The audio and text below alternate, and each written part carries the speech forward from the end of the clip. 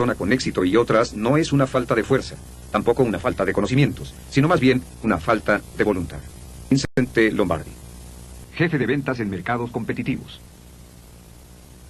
Hola, mi nombre es Brian Tracy y bienvenidos a la Administración Superior de Ventas. Mi labor de hoy es darles algunas ideas, algunas técnicas, algunos métodos, algunos principios, algunas cosas que puedan usar a partir de hoy para hacer que su fuerza de ventas sea más efectiva, que produzca más ventas, que se trabaje juntos en armonía, que se forme un equipo mejor y que su carrera personal y su prestigio avancen lo más rápidamente posible.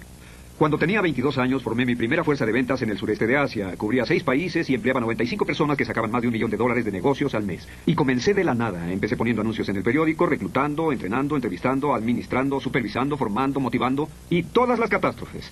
Ahora tengo una organización de ventas de más de 200 personas por más de 26 estados en América, 8 provincias canadienses, Australia y parte de Europa. Y sé de lo que estoy hablando, y lo que voy a compartir con ustedes es lo práctico, lo esencial. Funciona y está basado en la más extensa investigación. Funciona para las mejores organizaciones de ventas en el mundo y funcionará para ustedes. Los siguientes minutos verán una gran cantidad de información. Normalmente lo que uso es un proyector o algunas tarjetas o un portafolio fuera de cámara. Sin embargo, hoy usaré mis propias notas. Pasé los últimos 2 o 3 días sentado ante mi escritorio revisando mi material de investigación, mi pasado, o si quieren llamarlo experiencias, y lo puse junto aquí. Usaremos esas notas, usaremos el tablero y nos iremos rápido.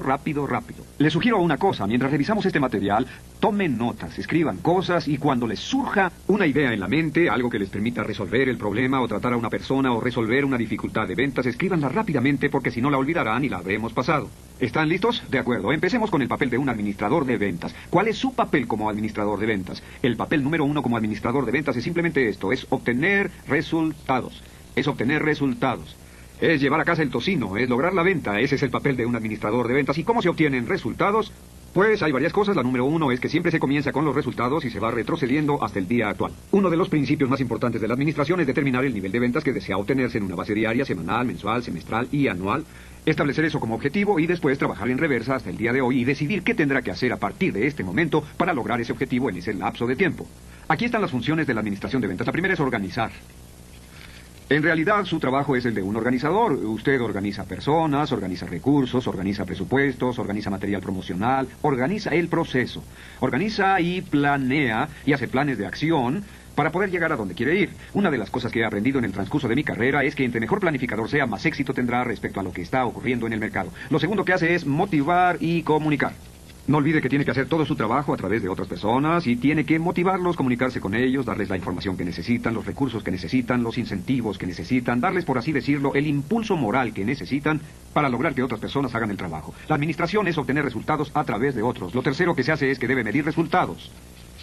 Y de nuevo decimos que uno de los mayores principios motivacionales es que lo que se mide, se hace. Lo que se mide, se hace. Si no lo mide, no se va a hacer. Por eso necesita normas muy claras de desempeño, objetivos, saber dónde quiere estar, lo que quiere hacer y lo que desea que hagan todas las personas que trabajan con usted. Hablaremos de esto más adelante. Otra cosa que debe hacer es desarrollar a las personas. Y esto es absolutamente crítico. La labor de un administrador de ventas no solo es reclutar, seleccionar, capacitar, contratar, sino también enseñar, desarrollar y formar personas para que sin importar el tiempo que se queden con usted cuando lo dejen, sean seres humanos más grandes, más completos que cuando llegaron con usted. Y finalmente hablaremos de esto. Necesitamos definir los recursos necesarios.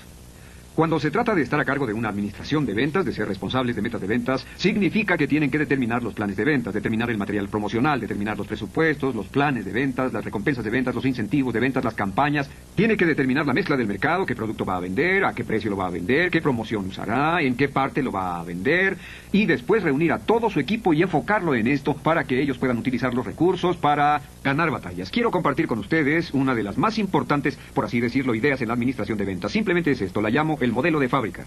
Y el modelo de fábrica es una forma de ver su trabajo como administrador de ventas. Es decir, que su departamento de ventas o su división de ventas o su organización es una fábrica. Y como fábrica tiene ingresos. Y estos ingresos son los recursos que usted usa. Es el dinero para propaganda, son los productos, son los procesos, etc. Y dentro de la fábrica las actividades cotidianas que se llevan a cabo. Las actividades son los procesos. Pero aquí el propósito de la fábrica es ¿cuál? El propósito de la fábrica es producir algo. ¿Y por qué le pagan a la fábrica? ¿Por hacer qué? ¿Por qué le pagan a usted? ¿Por qué a sus vendedores les pagan? Les pagan por resultados. Les pagan por rendimientos, y la clave para la excelencia en la administración y en especial la excelencia de la administración en ventas es enfocar todo su tiempo y atención en resultados, en obtener los resultados para los que se le contrató. No es tener reuniones de ventas, propaganda, promociones, no son las actividades las importantes, son los resultados, y si mantiene la vista en los resultados, obtendrá resultados. Si mantiene la vista en las actividades y en los procesos, tendrá muchas actividades y procesos. El punto siguiente que va después del modelo de fábrica es que todo el trabajo está hecho por equipos. Su trabajo es en esencia el de un fabricante de equipos y un administrador de equipos. No puedo hablar de esto como un punto por separado, pero todo su trabajo está hecho por equipos y todos los equipos dependen de lo que llamamos el desempeño pico de cada miembro del equipo. El desempeño pico de cada miembro del equipo. Y su trabajo en esencia es definir los resultados, organizar los materiales, las campañas, las actividades, los recursos, es ensamblar los equipos ganadores y llevar a cada miembro de ese equipo a su desempeño pico porque su trabajo es formar un equipo de ventas de campeonato. Y si está viendo este programa, supongo que lo está viendo porque usted no está preparado para conformarse más que con lo mejor. Quiere formar la mejor organización de ventas de la que es capaz y esa es mi labor, enseñarle cómo hacerlo. De acuerdo, vamos al punto número 2. Este fue el punto número 1. Su labor fue obtener resultados organizando, motivando, midiendo, desarrollando y definiendo recursos y formando equipos y llevando a cada miembro del equipo a su desempeño pico. El punto número 2 simplemente es ser un fabricante de equipos. Su trabajo es formar un equipo efectivo y si vemos los equipos eficaces de deportes, los mejores equipos de deportes, veremos que los mejores equipos se basan en 6 características clave para ganar. La número 1 es entrenamiento claro y liderazgo. Alguien debe saber quién es el jefe. Un entrenamiento claro y liderazgo. Hay mucho que decir sobre la administración democrática y creo en ella, en la administración participativa. Hablaré de ello en un momento. Pero si quiere tener un buen equipo, alguien debe saber que usted es el jefe, que usted está a cargo y es quien establece las normas, los objetivos y hace los juegos. La característica número 2 de los equipos ganadores en todos los deportes es que tienen un compromiso con la excelencia. Están en el campo para ganar. No están solo para jugar el juego y pasar el día de 9 a 5. Están ahí para ganar, para establecer marcas, para llegar a la cima, para que todos en ese equipo tengan éxito y ganen el dinero de recompensa en el campeonato. Comprometa a su equipo con la excelencia, porque solo la excelencia motiva a las personas para dar lo mejor en su trabajo. La característica número 3 de todos los equipos excelentes es la comunicación abierta. La comunicación abierta significa varias cosas. Significa que todo el mundo le dice a todos lo que piensa, nada de secretos, nada de órdenes ocultas. Significa no jugar ningún juego de política. Cualquiera puede ir con usted y decir esto es lo que pienso y usted puede decir esto es lo que pienso y todos expresar sus sentimientos abiertamente. La información fluye hacia arriba y hacia abajo continuamente. Significa una política de puertas abiertas de su parte. Las personas necesitan poder hablar con el jefe, necesitan poder hablar con sus superiores, sentir que si tienen una preocupación pueden expresarla a su administrador y esa es otra característica de los super equipos. El enfoque de desarrollo de las personas. Un enfoque tremendo dentro de un equipo superior por el desarrollo de las personas. Que el administrador de ventas con más éxito es aquel que está hablando con y sobre su personal en términos que los motiva a querer ser mejores y pensar en progresar continuamente y es motivar. Y el número 5 es seleccionar tareas para el jugador. Tareas para el jugador. Lo que significa que cada persona dentro del equipo es asignada donde puede contribuir mejor para este equipo. Algunos de sus agentes de ventas son mejores vendiendo un producto o un servicio a un precio dado o a un nivel de calidad, a un mercado diferente, en un momento diferente, etcétera. Y los buenos entrenadores rotan a sus jugadores hasta que les encuentran un lugar donde pueden hacer sus mejores contribuciones. Y el número 6 es un énfasis fuerte en la estrategia y la planeación. Una de las cualidades de los buenos líderes es que están planeando todo el tiempo. Y mientras más tiempo pasen planeando, y mi recomendación básica para esto es que debe pasar al menos 30 minutos del día planeando. Una de las cosas más importantes que puede hacer, que nadie más puede hacer, es que tiene que planear para el futuro de su equipo. Siéntese y piense todos los días 20 o 30 minutos. ¿Qué es lo que puedo hacer diferente? ¿Qué podemos cambiar? ¿Qué podemos mejorar? ¿Qué podemos modificar? ¿Qué podemos aprender de lo que está ocurriendo? Etcétera.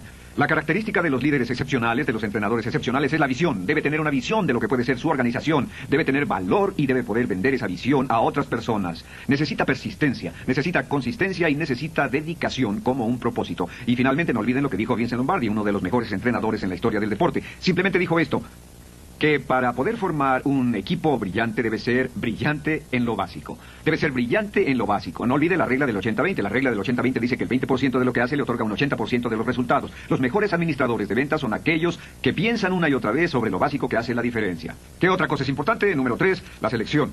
Si decimos que el desempeño pico de cada miembro del equipo es la clave, entonces la selección es la clave de su éxito.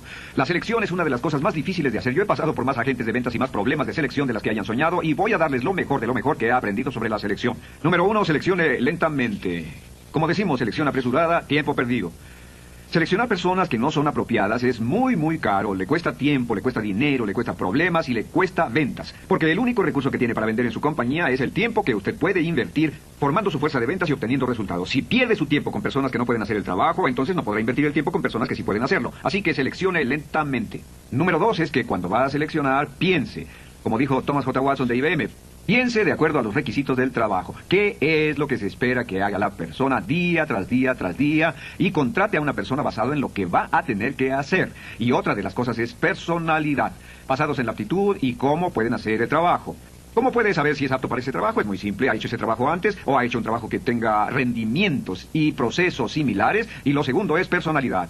De hecho, las mejores compañías que tienen los mejores registros de contratación son aquellas que contratan en base a actitudes y personalidad primero y aptitudes después, porque hemos visto que si la persona tiene la actitud adecuada, la personalidad adecuada y la energía y la ambición adecuadas, puede enseñar lo que hace falta para tener éxito en las ventas. Ahora, ¿qué más necesita saber? Aquí entra lo que llamamos entrevistas. Cuando se trata de entrevistar personas, aquí está mi consejo. Esto me ha ahorrado una enorme cantidad de dinero en los 2 últimos años. La llamo la ley de 3. La ley de 3 dice, entreviste al menos a 3 candidatos para el puesto y entreviste a cada candidato cuando menos 3 veces. Un candidato que se ve magnífico la primera vez puede parecer promedio la segunda y muy pobre la tercera vez. Algunas personas me han dicho, pero ¿de dónde sacan los agentes de ventas? Ni siquiera tenemos a 3 candidatos para ese trabajo. Si no tiene candidatos para su trabajo en ventas, significa que su compensación de ventas no es atractiva y también que su paquete de beneficios no es lo bastante competitivo ni atractivo, porque si lo fuera tendría suficientes candidatos de dónde escoger. Número 5, siguiente punto, es explíquele el trabajo completamente. Cuando esté entrevistando, entreviste como decimos sin prejuicios. Explique el trabajo totalmente. Esto es lo que requiere el trabajo, esto es lo que tendrá que hacer, este es el resultado o resultados que se esperan. Estas son las cosas que tendrá que hacer día con día de 9 a 5 o el horario que sea para poder obtener estos resultados. Y después deje que la persona lo piense. Nunca trate de forzar a una persona ni de obligarla, porque lo que hemos visto es esto, que si la persona lo piensa y vuelve con usted y dice ya lo pensé y quiero este trabajo, las probabilidades de que tenga éxito son 5 veces mayores que si usted le ofrece el trabajo o trata de contratarlo por usted mismo. Los candidatos autoseleccionados en todos los estudios son los candidatos que funcionan mejor. No se muestre muy entusiasmado al contratar a una persona. Explíquele lo bueno y lo malo, los desafíos, las dificultades, explique las recompensas, el potencial, todo lo demás, y después déjela que recapacite sola y vuelva con usted. Cuando vuelva con usted, puede estar seguro de que tendrá el mejor candidato. Y aquí tenemos otra cosa, las referencias. Las referencias son muy importantes. La forma de verificar las referencias es telefónicamente. Ignore las referencias por escrito. ¿Sabe de dónde vienen? Es cuando a una persona la despiden de una compañía y le dicen, si se va en paz, le haremos una carta de recomendación. Es la forma normal de hacerlo y usted mismo lo ha hecho. Lo que debe hacer es revisar las referencias personalmente y preguntar 3 cosas. Una, dígame los puntos fuertes de esta persona. Siempre querrán decirle eso. Y luego, ¿podría decirme sus debilidades? Y le dirán sus debilidades. Y lo último que preguntará es, antes de que me vaya, ¿hay algo más que debería saber? ¿Hay algo más que debería saber? A menudo esa pregunta, la última pregunta al revisar referencias, le dará los factores críticos que necesita saber. Ahora, ¿cómo contratar? Aquí está una fórmula muy simple que fue elaborada por una compañía que tiene un 99.9% de rango de selección en el que virtualmente nadie deja su empresa después de 25 años de entrar en ella. Se llama la fórmula ADAS. La fórmula ADAS simplemente dice contrate personas astutas, deseosas de trabajar duro, que sean ambiciosas y que sean simpáticas. La cualidad de la simpatía en las ventas es una de las características más importantes para el éxito. ¿Cómo determinar si tiene a la persona adecuada? Es muy simple. Pregúntese, ¿es este el tipo de persona que le gustaría tener en su compañía por 20 años? Es una buena pregunta. ¿Es este el tipo de persona que le gustaría tener en su compañía 20 años? La pregunta número 2 es, ¿le compraría a esta persona? ¿Es este el tipo de persona que influiría en usted para que le comprara? Otra pregunta es, ¿le gustaría que esta persona fuera un miembro de su familia? ¿Le gustaría que esta persona fuera a visitarlo el domingo en su casa y comiera con su familia? Y finalmente, por los ojos de los niños, pregúntese, ¿es este el tipo de persona que pondría a cargo de sus hijos? ¿Pondría a trabajar a sus hijos bajo las órdenes de esta persona? De ser así, ¿por qué? Y si no, ¿por qué no? Por último, recuerde que todos los agentes de ventas sobresalientes tienen grandes logros y grandes debilidades. Tienen cimas y valles, no son parejos. Pueden ser magníficos en algunas áreas y pobres en otras. Por ejemplo, todos los buenos vendedores son malos para los detalles. Una persona puede ser muy detallista, pero si quiere un buen vendedor, contrate a alguien que contemple todo el paisaje. La selección es muy, muy importante. Y finalmente, se le puede enseñar a la persona. Esto es sumamente importante. Se le puede enseñar a la persona, está dispuesta a aprender, a tomar cursos, leer libros, ir a seminarios, está dispuesta a aprender su método de hacer negocios, o cree que ya lo sabe todo. Y puede saber esto preguntándole, y aquí está una de las mejores preguntas de selección. Un amigo mío que era gerente de ventas la usaba mucho. Antes de comenzar la entrevista decía, ¿podría darme algunos títulos de los libros de su biblioteca de desarrollo personal? ¿Podría darme algunos títulos de los libros de su biblioteca de desarrollo personal? Si el agente de ventas decía, y no sabía de qué le estaba hablando, él decía muchas gracias, lo despedía, lo llevaba hasta la puerta y le deseaba buena suerte. Porque hemos visto que los vendedores que no invierten tiempo desarrollándose por su cuenta, generalmente tampoco van a funcionar para usted. Serán malos prospectos, trabajadores pobres y después tendrá que deshacerse de ellos. Así que asegúrese de que quieren aprender, que escuchan grabaciones, que ya están invirtiendo cierto tiempo y cierto esfuerzo en su propio desarrollo. Número 4, comience adecuadamente. Comience en la forma adecuada. Una vez más, una de las cosas que descubrimos con todas las investigaciones es que la forma en que una persona se inicia determinará su desempeño no solo la primera semana o mes, sino que incluso hasta los 5 o 10 años posteriores a su inicio van a estar determinados por los primeros 90 días. Cuando decimos comenzar con ellos adecuadamente, significa que cuando una persona comienza tiene lo que llamamos una madurez en tareas de baja relevancia. En otras palabras, son abiertos, están ansiosos, pero no conocen el trabajo ni el producto y no conocen a la compañía, pero están ansiosos por aprender. Cuando una persona comienza, aunque tenga mucha experiencia, debe iniciarla con la capacitación. Este tipo de capacitación es el segundo ingrediente clave para formar ganadores en su organización de ventas. Esta capacitación significa dos cosas. Primero, usted debe encargarse personalmente de esta persona durante las primeras semanas o incluso el primer par de meses, o se la asigna a uno de sus mejores colaboradores. Muchas organizaciones de ventas cometen el error de darle su literatura, su manual de operaciones, su manual de procedimientos y mandarlos a la calle. No, nunca, nunca, nunca permita que uno de sus agentes de ventas haga una de sus presentaciones hasta que lo haya capacitado totalmente en dos cosas. Una, el conocimiento del producto. Deben conocer el producto completamente. Y si les hacen un examen, ellos deben poder conocer el producto totalmente. ¿Por qué es esto tan importante? El conocer bien el producto logra dos cosas. Aumenta la confianza del vendedor y hace que sea más probable que continúe. Y número dos, aumenta su credibilidad con sus prospectos. Número dos es que deben tener habilidades de ventas. Debe capacitarlos en las habilidades esenciales de ventas necesarias para el éxito. E inícielos bien, denles capacitación adecuada, información adecuada. Aunque tarde una semana, IBM tarda 18 meses en poner a una persona en el campo. 18 meses de capacitación sólida con otros capacitadores de ventas, con otros agentes de ventas en la clase, en el campo, en la clase, en el campo. 18 meses. IBM tiene los mejores agentes de ventas del mundo. Aprendamos de las mejores organizaciones. Pero mientras tanto, una capacitación completa es esencial. Una capacitación de manos a la obra hasta que entienda la idea, tenga confianza, etc. Acompaña a la persona en sus primeras visitas de venta. Acompáñela. En muchas organizaciones tienen la regla de que hacen la primera venta para el prospecto. Por su candidato o por su nuevo agente de ventas, los acompañan, hacen su primera venta y ganan la primera comisión para ellos. Y tal vez pueda uno hacer esto, pero no hay una forma más poderosa de lanzar a una persona desde la línea de despegue que acompañarlos en sus primeras visitas y hacerle su primera venta y conseguirle su primer cheque de comisión, conseguirle su primer incentivo y sensación de éxito. Supervíselos continuamente hasta que alcancen los niveles de desempeño y las normas de desempeño que usted quiere. Eso nos lleva al número 5, normas de desempeño. Esta es la herramienta más importante de la administración. Es sorprendente el número de compañías que tienen normas de desempeño y usted podrá decir, pues todo mi personal trabaja a comisión o comisión por venta, ¿cómo puedo darles normas de desempeño? Nunca cometa el error de pensar eso. Si la persona trabaja con un 100% de comisión o 100% de salario, debe manejarla exactamente del mismo modo. Debe imponer controles muy, muy claros de todo lo que hace para que cumpla con sus normas. Si no lo hace, no está administrando una organización de ventas, sino una anarquía. Las normas de desempeño son muy simples. Debe definir las responsabilidades de rendimiento del trabajo. ¿Cuáles son los rendimientos requeridos? Primero que todo, ¿cuáles son los rendimientos requeridos en términos de ventas? Y la forma en que define las ventas es en términos de dinero. ¿Qué volumen de ventas espera? La segunda norma de desempeño que desea son las actividades. ¿Qué van a tener que hacer día con día para poder lograr esas ventas? En otras palabras, diga, cada día esto es lo que va a hacer. Haga este número de llamadas telefónicas, siga con este número de clientes, visite este número de clientes antiguos, envíe esta cantidad de cartas, concerte este número de entrevistas, haga esta cantidad de formas de venta, llena esta cantidad de tarjetas de prospectos, etc. Sabemos que aunque no pueda controlar las ventas a corto plazo, puede controlar las actividades. Y si puede controlar las actividades, estas inevitablemente conducen a las ventas. Otro punto importante es que no hay nada que desmoralice más rápidamente a un agente de ventas que no saber qué hacer o tener muy poco que hacer. Por eso decimos que lo supervise diario, semanal y mensualmente. Cada día supervise a su agente de ventas diariamente, semanalmente y mensualmente. Otra cosa que puede hacer es revisar hojas de visitas. Si les dice a las personas que quiere que hagan un cierto número de visitas, revise estas hojas regularmente, no una vez al mes. Tiene que inspeccionar si se atrasaron un día. Inspeccione lo que espera. Es la regla en la administración de ventas. Si quiere que lo hagan, asegúrese de que sepan que los va a revisar todo el tiempo. Y finalmente, déles buenos consejos y buenos repasos. Lo que significa que una vez que la persona ha hecho algo, tome tiempo para sentarse con ella y a hacerle dos preguntas mágicas, las dos preguntas más importantes en la administración de ventas. Al final del día, al final de una presentación de ventas, al final de una visita de ventas, siéntese y dígale, Bill o Susan, repasemos su desempeño hoy, repasemos lo que pasó en la visita. Pregunta número 1 es, ¿qué fue lo que hizo bien? Pensemos en todas las cosas que hizo bien, pensemos en cómo concertó la cita, la preparación, la forma en que respondió a las objeciones, la forma en que trató el precio, etc. Ahora, repasemos la pregunta número 2, ¿qué haría en forma diferente la próxima vez? ¿Qué aprendió con esto? No olvide que no aprendemos sino hasta que podemos dialogar o hablar sobre lo que hicimos. Y entre más hablemos sobre lo que hicimos bien, nos hace recordar lo que hicimos bien. Entre más hablemos de cómo poder mejorarlo o de qué podríamos hacer en forma diferente, mejor recordaremos cómo hacerlo diferente en la siguiente ocasión. Use esas dos preguntas una y otra vez. Cuando una venta no funcione, cuando una persona esté decepcionada, diga, un segundo. ¿Qué hizo bien? Hablemos de lo que hizo bien, debe haber hecho algo bien. Y número 2, ¿qué haría en forma diferente si tuviera que volver a hacerlo? Ahora, número 6, el concepto de uno mismo En ventas, sabemos que hay una relación directa entre el concepto de uno mismo y el desempeño. En otras palabras, una persona vende dentro del grado en el cual se considera a sí misma buena en las ventas. Una persona gana la exacta cantidad de dinero de la que se considera capaz de ganar. El concepto de uno mismo, más que cualquier otra cosa, predice el desempeño en las ventas. Y su labor como administrador de ventas es hacer todo lo posible para aumentar el concepto de la persona por sí misma o el concepto de sí misma como persona de excelente desempeño. Hay tres partes del concepto de ventas con el que puede trabajar. La parte número 1 es la llamada la persona ideal. Este es el yo como el que la persona quisiera ser.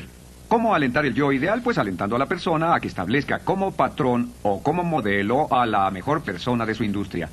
Use lo mejor, la mejor persona en su compañía, la mejor persona en su departamento, la mejor persona en su industria o incluso a personas en otras industrias y diga así es como queremos que usted sea. Queremos que una persona se identifique y piense en sí misma y se inspire para ser como esa otra persona. Una vez que ha establecido un buen patrón a seguir o una buena imagen o un ideal para un agente de ventas, ellos continuamente lucharán por parecerse cada vez más a esa persona. Por eso inícielos con uno de sus mejores colaboradores. Ellos tratarán de seguir el mismo patrón de comportamiento. Si los inicia con una persona promedio, seguirán el patrón de esa persona promedio. El número 2 es la autoimagen. Nuestra autoimagen determina nuestro desempeño en una base cotidiana, determina lo que hacemos y esa autoimagen proviene de dos fuentes. De la forma en que las personas han actuado hacia nosotros y nos han tratado en el pasado. Si nos trataron bien y nos quisieron y nos respetaron y pensaron que éramos inteligentes y capaces, nuestra autoimagen será la de una persona capaz e inteligente. Si nos han dado mensajes negativos, nuestra imagen será la de una persona negativa. Sin embargo, cada vez que una persona comienza un nuevo trabajo, tiene la oportunidad de desarrollar una nueva autoimagen dependiendo de cómo los trate la persona que ellos respetan.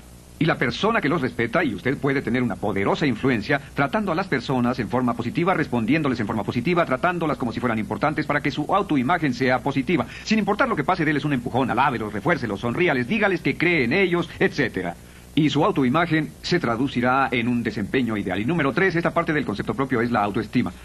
Y la autoestima está determinada por cómo se sienten las personas con ellas mismas. Según el grado en que la persona se sienta positiva, se sienta valiosa, importante y que vale la pena, será el grado en el cual venderá bien. Y su trabajo como administrador de ventas es hacer que las personas se sientan importantes. Es tan simple como eso. Todo lo que pueda hacer que haga que las personas se sientan importantes va a incrementar su autoestima, a hacer más positiva su autoimagen y a hacerlos trabajar mucho mejor. ¿Qué puede hacer para que se sientan importantes? Alabanzas, estímulos, refuerzos, porras, reconocimientos, recompensas, llevarlos a cenar o a comer, reconocerlos y alabarlos frente a otras personas. Y en especial no hay nada que incremente más la autoestima que el éxito. El éxito es la mejor recompensa. Lo que pueda hacer para que sus agentes lleguen al punto en que se sientan bien consigo mismos, donde realmente están haciendo ventas y ganando dinero y obteniendo retroalimentación, hace que su autoestima suba. No olvide que la autoestima de los agentes de ventas sube y baja como una montaña rusa por los temores del fracaso, los temores del rechazo. Están arriba un día y abajo al siguiente. Se estimulan al hacer una venta y se desilusionan cuando no la hacen. Su labor es ser estable, tranquilo, como un padre firme y gentil y amoroso. Continuamente les da amor sin condiciones, aceptación, aprobación, alabanza, refuerzo y los mantiene en una ruta estable. De acuerdo. Aquí está la fórmula del desempeño. La fórmula del desempeño es muy simple.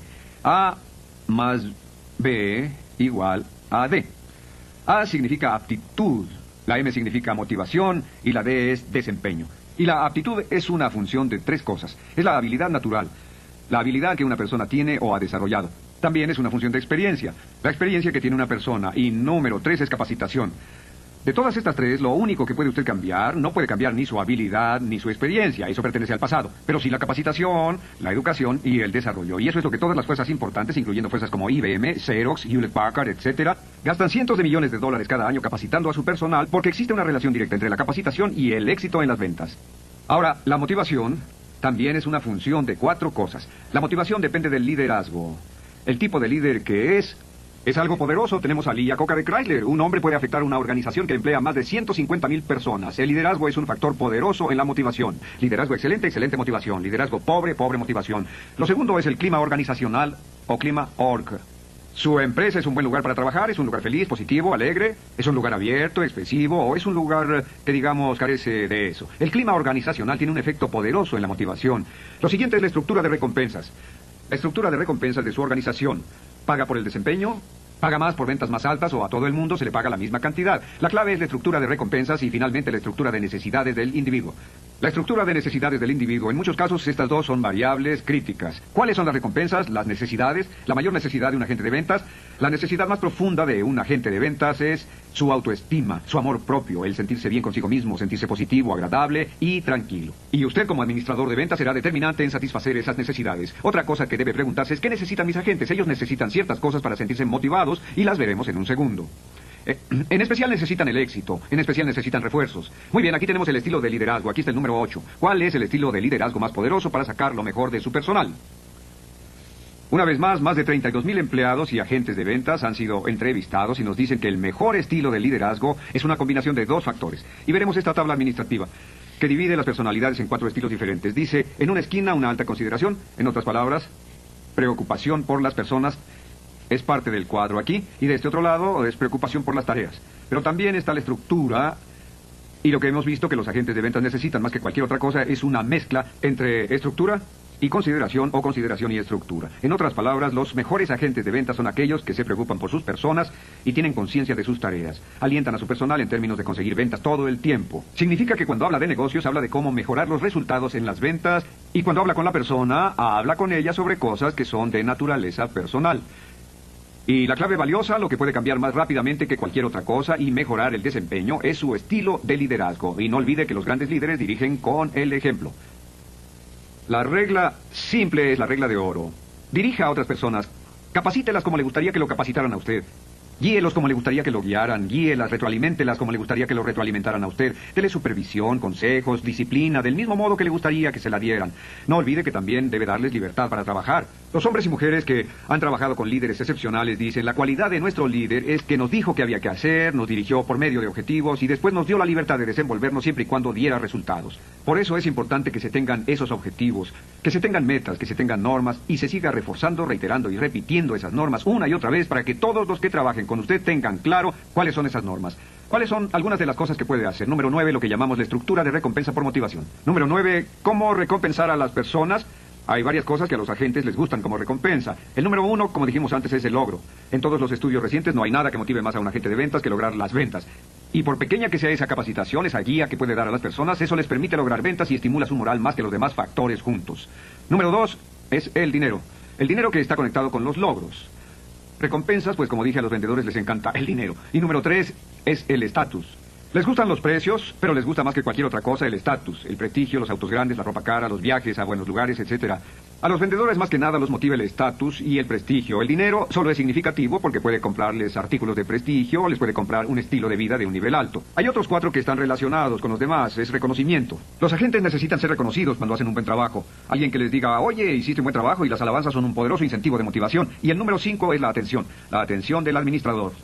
Su tiempo con sus agentes de ventas, en especial sus mejores elementos, es muy valioso. Invierta tiempo en ellos. Conocí a una organización de ventas que hacía un concurso cada mes. Un concurso muy sencillo. Simplemente ofrecían llevar al mejor agente de ventas a almorzar con el gerente de ventas la primera semana después de que terminara el mes. ¿Y saben algo? Los vendedores luchaban, trabajaban duro, trabajaban horas extra con el fin de ganar ese premio de ir a almorzar con el gerente de ventas. Así que su tiempo con su personal es muy valioso. Y finalmente, la promoción. La mayor parte de los vendedores tienen la ambición de ser promovidos y de avanzar. Cualquier sugerencia que pueda hacerles, cualquier ayuda que pueda dar a las personas para que suban la escalera corporativa es una motivación poderosa. Realmente les responderán bien y lucharán por usted como gallos de pelea. El número 10 es una capacitación continua. Sabemos que la clave para una motivación permanente y para un desempeño óptimo en su organización es la capacitación continua. Es la clave del desempeño óptimo. ¿Qué significa esto? Pues si puede imaginarse que es contratado para entrenar a un equipo olímpico, y este equipo olímpico es un equipo que quiere ganar las Olimpiadas. ¿Qué es lo que hará ese equipo olímpico? Entrena y entrena. Y creo firmemente que las mejores organizaciones de ventas son las que entrenan todos los días. Todos y cada uno de los días tienen una capacitación de ventas. Todos los días hay un repaso de desempeño, cierto tipo de refuerzo, un desarrollo de habilidades. Así como los atletas entrenan y los marinos se ejercitan, las fuerzas de los mejores vendedores entrenan y entrenan. No hay nada que estimule a las personas más rápidamente, que los haga más positivos, que los estimule más que ser capacitados. Todas las personas deben tener un programa de desarrollo personal. Cuando van a trabajar para usted, deben tener una gráfica que diga estas son las cosas que van a aprender en el transcurso de los siguientes 30, 60, 90, 180 días o tal vez un año. Debe haber programas de capacitación, libros, cassettes de audio, clases, seminarios externos, seminarios internos, capacitación telefónica, etcétera, etcétera, etcétera. Si no entrena a su personal diariamente, lo está abandonando y le está costando dinero a su compañía cada día que envía a esas personas al campo. Y si ellos no van a capacitarse, debe hacerlo usted. Y en la calle deben oír grabaciones. La capacitación es como el bienestar físico. Si quieren mantener un desempeño excelente de ventas, debe entrenar día tras día tras día. Ahora, número 11, las actividades básicas de ventas. Un programa de actividades de ventas se remonta a lo que dijimos anteriormente, que no pueden determinarse las ventas suben y bajan, pero sí puede controlar las actividades regularmente. ¿Y qué debe hacerse con este programa? Primero que nada, se especifica el número de llamadas. El control más simple de todos, el número de llamadas registradas. Si ha hecho esto, a partir de mañana, y si no lo está haciendo, hágalo, verifique que todo el mundo esté haciendo un cierto número de llamadas, y después de revisar que hayan hecho ese número de llamadas, sus ventas subirán. De hecho, mejoramos una de nuestras organizaciones de ventas hace un año con una política muy simple, que todos hicieran 100 llamadas al mes. 100 llamadas, 100 presentaciones mensuales. Todas las personas que estuvieron determinadas a hacer 100 llamadas lograron su objetivo durante el primer mes. Realmente nadie podía hacer 100 presentaciones sin haber logrado un objetivo. Tan simple como eso. Así que pueden hacer visitas y llamadas, ya sean telefónicas o personales directamente, o pueden ser tarjetas de agradecimiento. Un método muy simple es enviar 10 tarjetas de agradecimiento al día. 10 tarjetas diariamente.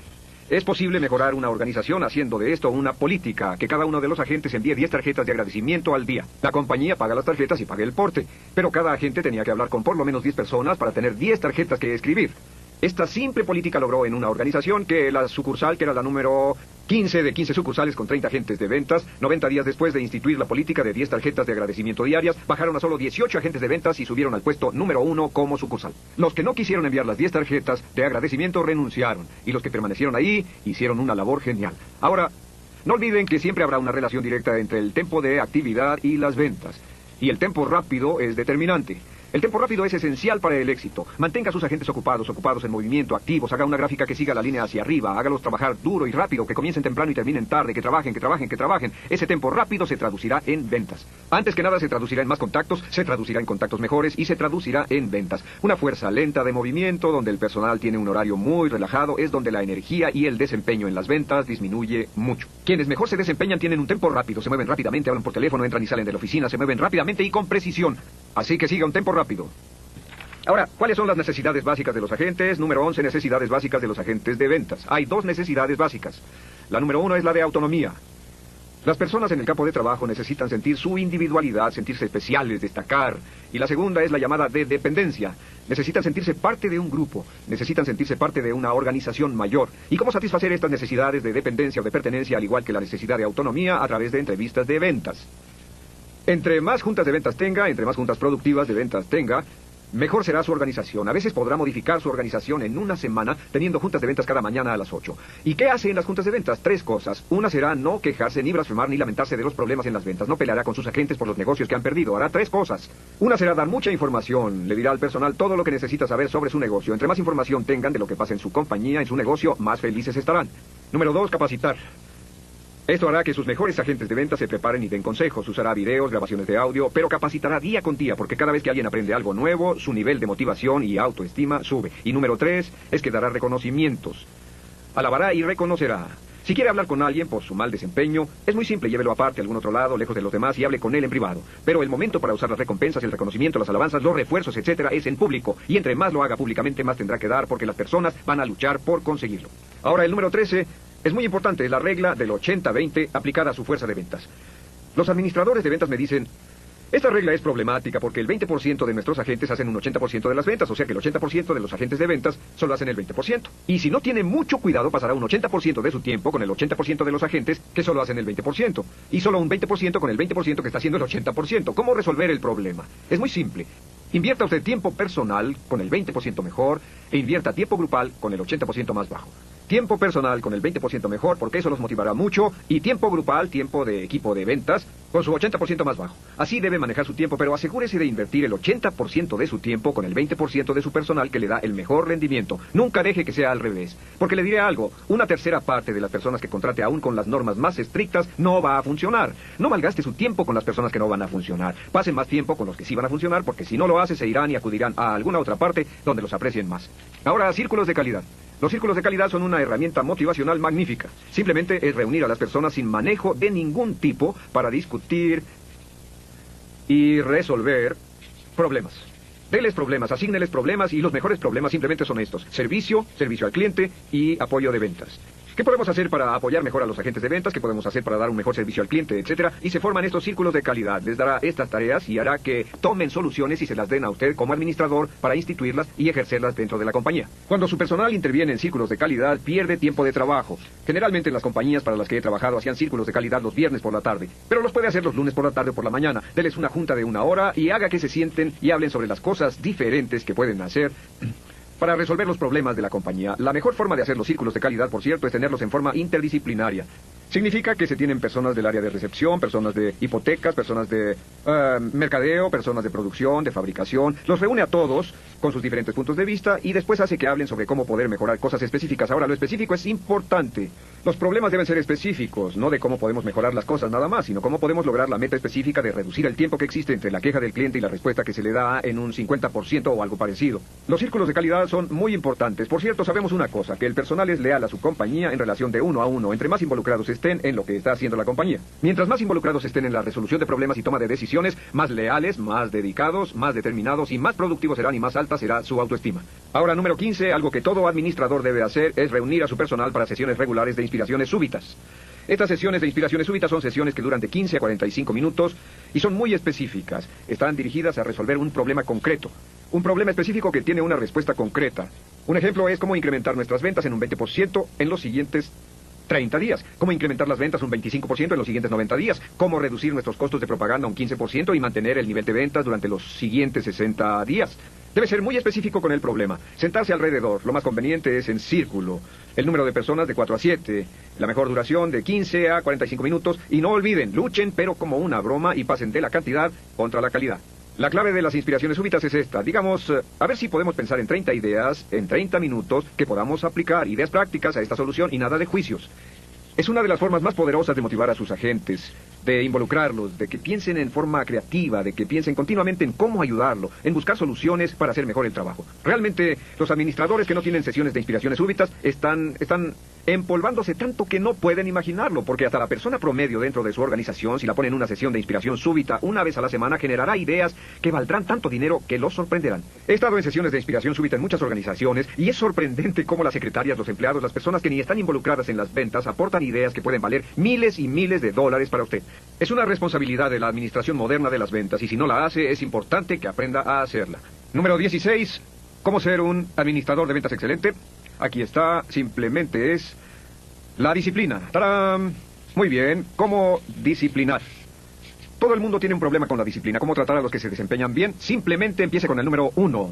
Normas claras de desempeño, lo que llamamos NCD. Aclare muy bien desde el principio que estas son las normas. No son normas probables o normas posibles, son las normas regulares y tienen líneas de tiempo incluidas y la persona que no pueda lograr estas normas de desempeño con sus líneas de tiempo específicas debe dejar espacio para los que sí. Número 2.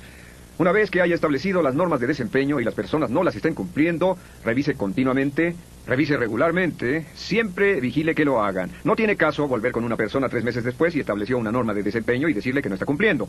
Debe supervisar a esta persona semanalmente, cada semana, cada tercer día y casi cada día para asegurarse de que está comprometiéndose en las actividades que acordaron cumplir. Está haciendo las llamadas, supervisando a otros, enviando cartas, mandando tarjetas de agradecimiento.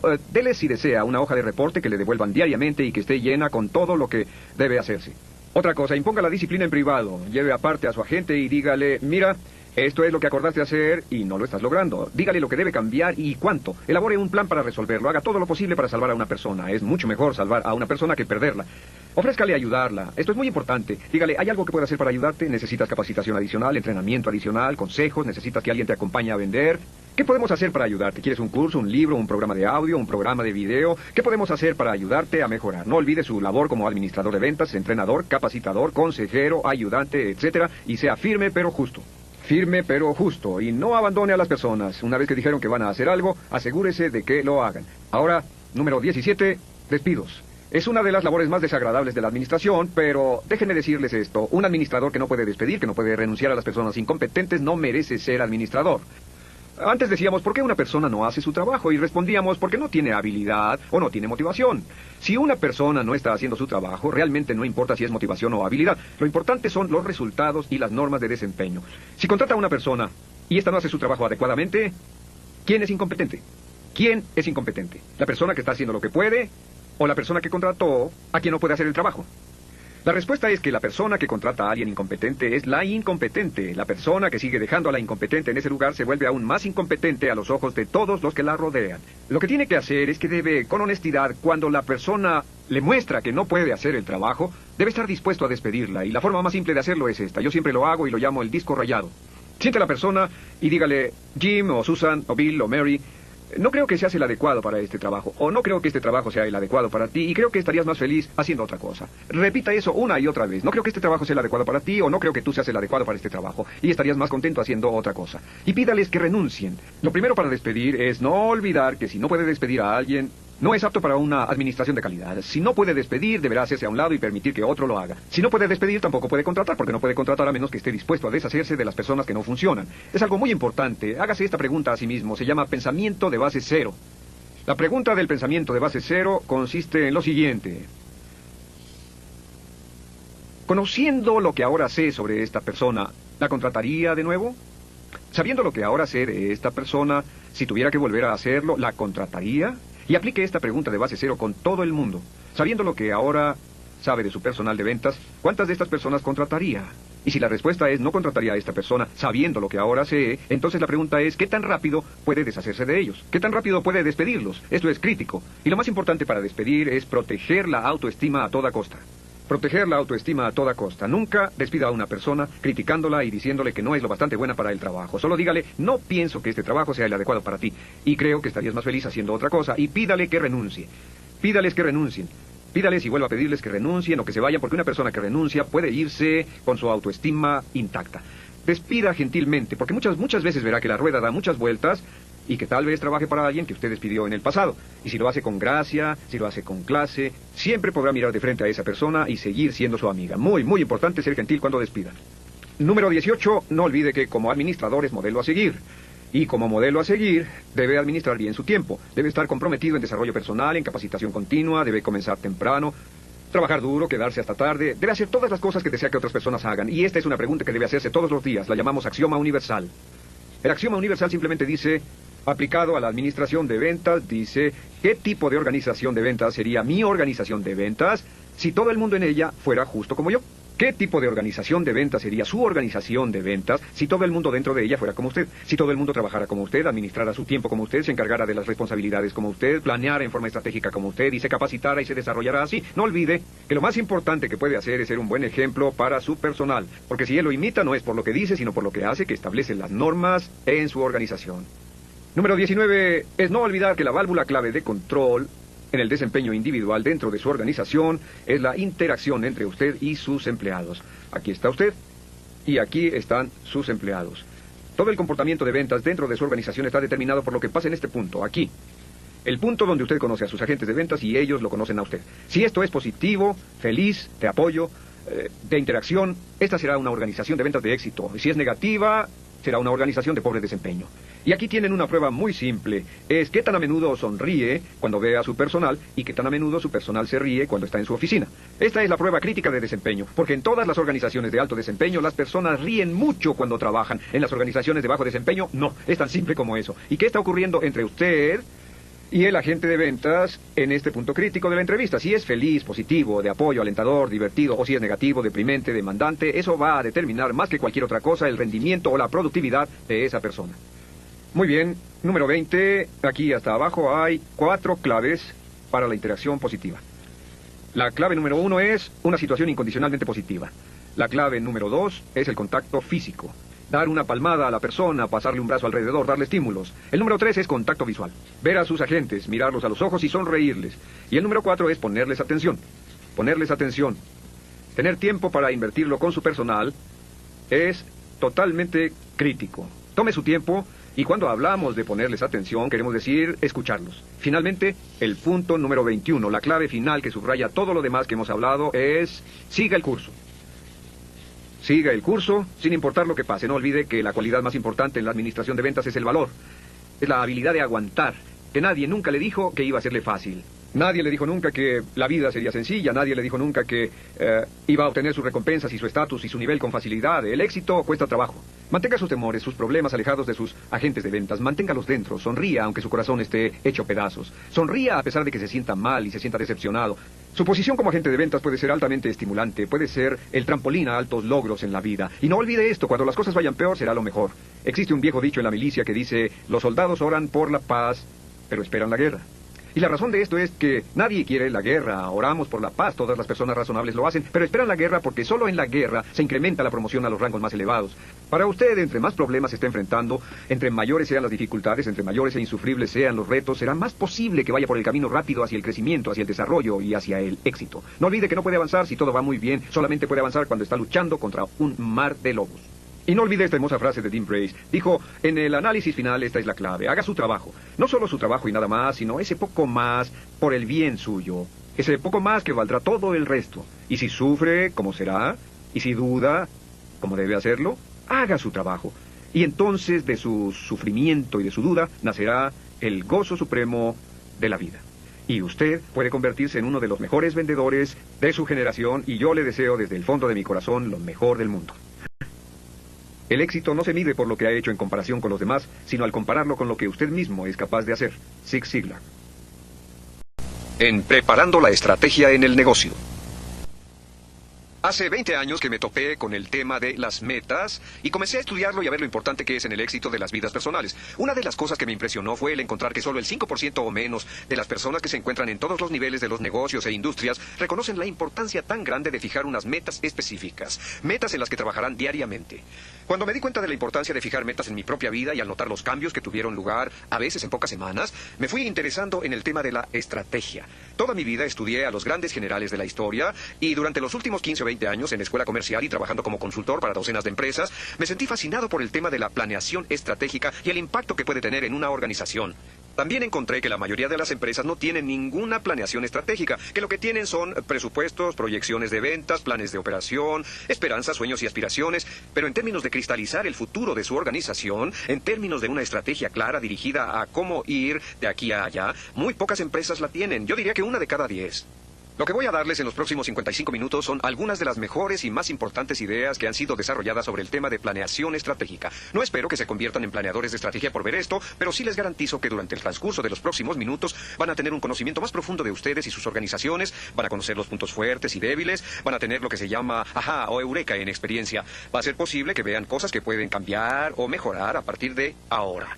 Lo que sugiero que hagan a medida que avanzamos es tomar breves notas que puedan tomar como referencia más tarde. Este curso ha sido diseñado para ser utilizado una y otra vez, para compartirlo y utilizar los materiales auxiliares que van con él para convertirse en un pensador estratégico. Y les puedo asegurar esto, que si ustedes y los que los rodean se convierten en pensadores de estrategia, ya sea una empresa de un solo hombre o una empresa de 1000 personas, si comienzan a pensar estratégicamente en forma natural, como aspirar y expirar, encontrarán que han logrado más en un par de años que a las organizaciones que no teniendo esta capacidad les tomó lograrlo de 5 a 10 años. Incrementarán su rentabilidad, aumentarán el nivel de satisfacción que obtienen de su empresa, aumentarán los niveles de calidad y penetración en el mercado y, más que nada, tendrán la agradable sensación de que controlan su destino. Podrán mirar hacia atrás cada año o cada 2 años y decir, esto es exactamente a lo que nosotros queríamos llegar hace 1 año, 2 años o incluso 3 años. Así es que empecemos por hablar de uno de los más grandes estrategas que ha habido. Fue un hombre que se inició como gerente o subgerente de una organización grande, logrando escalar posiciones, y su nombre era Alex. Su padre era el jefe de la organización y Alex admiraba a su padre. Aprendió mucho de él y estudió arduamente, pero tenía grandes sueños y aspiraciones